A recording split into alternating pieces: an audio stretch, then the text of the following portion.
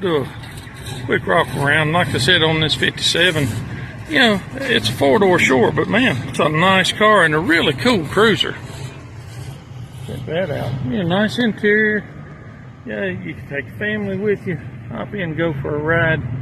And you know, this is a this kind of car you can have fun with, and you don't have to worry about destroying a, you know, $60,000 or $100,000 car. And you can go out and ride it and enjoy it. And that's what it's all about. You know, getting out, rolling the windows down, get your buddies in there, your best girl, and you know, go riding. You know, have a good time. This is a Belair, so it was, you know, higher trim. It must have a V8. I see the little tips peeking down there. So, looks like this car may be for sale as well. So, I'll try to tag that information.